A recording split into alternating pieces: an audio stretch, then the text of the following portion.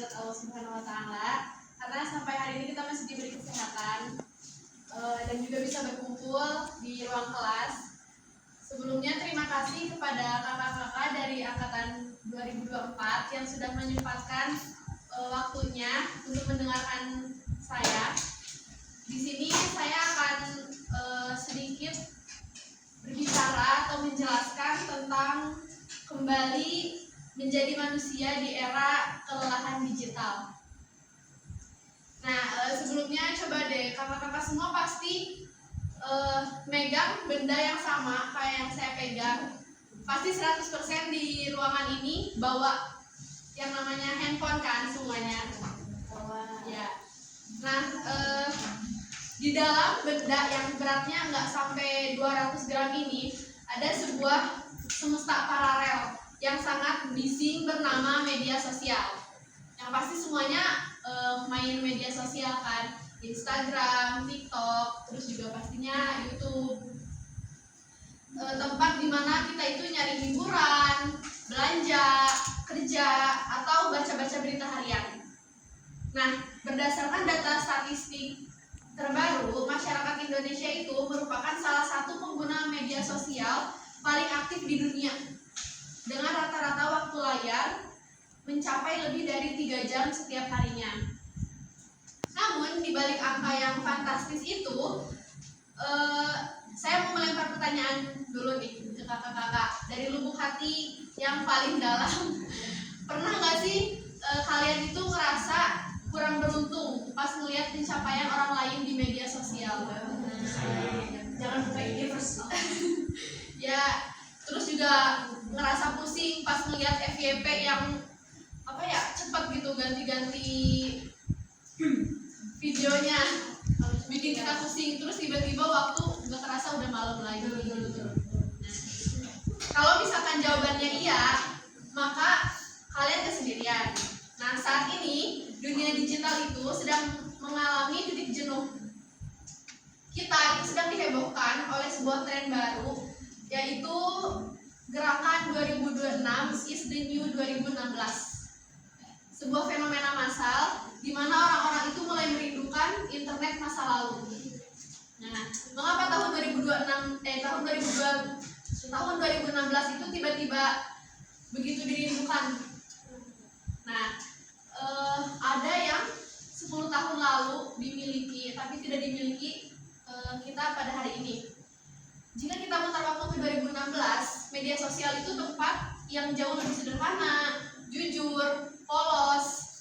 Kita mengunggah foto makanan yang sedikit burem, terus juga bagiin status yang lucu-lucu, atau sedikit malu-maluin di Facebook gitu kan.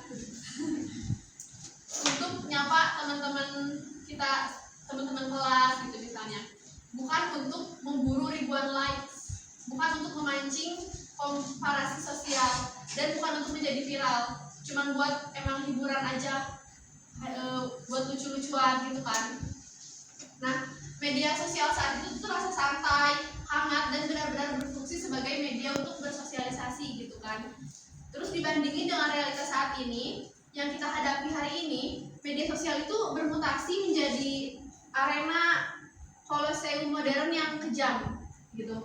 Ada tekanan yang tidak kasat mata, namun sangat kuat untuk selalu tampil sempurna gitu. Estetika visual diatur sedemikian rupa, kehidupan hanya untuk menampilkan bagian-bagian terbaiknya aja gitu kan. Kita terjebak di apa yang disebut oleh para psikologis sebagai sosial media fatigue atau kelelahan mental akibat paparan informasi dan tuntutan platform digital yang berlebihan. Nah, kita itu nggak lagi menggunakan media sosial, tetapi media sosial yang sedang menggunakan kita gitu.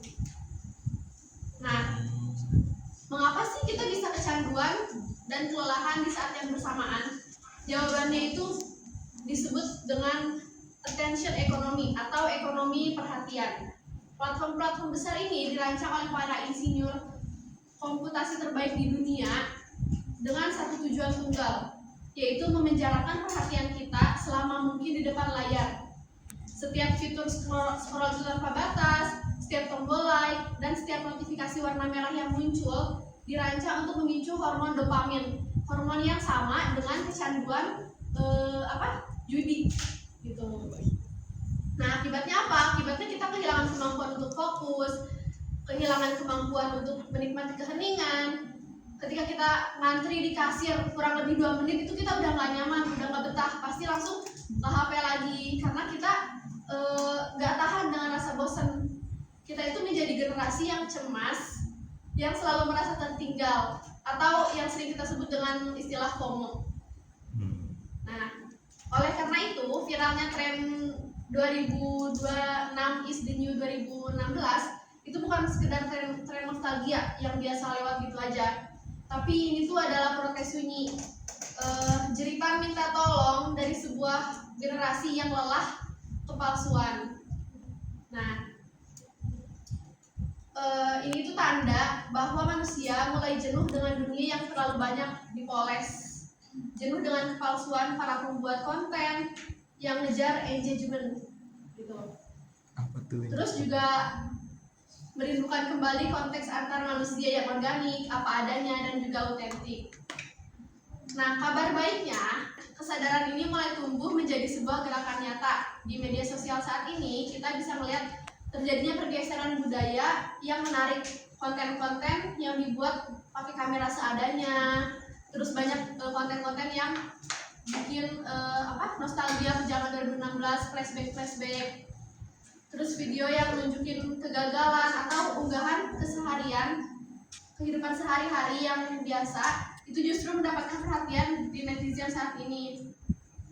Istilah de-influencing, di mana orang-orang saling mengingatkan untuk tidak membeli barang-barang viral yang tidak berguna, kini menjadi sangat populer gitu. Nah, fenomena itu membawa moral yang sangat mendalam bagi kita yang hadir di ruangan ini. Ini tuh adalah alarm pengingat, sebuah wake up call bahwa teknologi itu diciptakan untuk menjadi pelayan yang membantu kehidupan manusia, bukan justru sebaliknya gitu. Nah, kita tuh tentu nggak bisa menghentikan laju roda kemajuan teknologi kan. Kita nggak mungkin menghapus algoritma internet, kita juga nggak mungkin tapi satu hal yang harus kita ingat, kita itu selalu memiliki kendali penuh atas diri kita sendiri. Jadi kita memiliki kendali penuh bagaimana kita merespon layar tersebut.